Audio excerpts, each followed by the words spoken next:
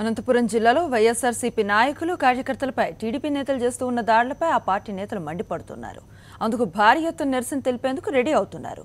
దాడులకు నిరసనగా ఈ నెల 5వ తేదీన అనంతపురంలోని అంబేద్కర్ విగ్రహం వద్ద నిరసన కార్యక్రమాన్ని చేపట్టనున్నట్లుగా వైఎస్ఆర్సీపీ జిల్లా అధ్యక్షులు శంకర్ నారాయణ తెలిపారు.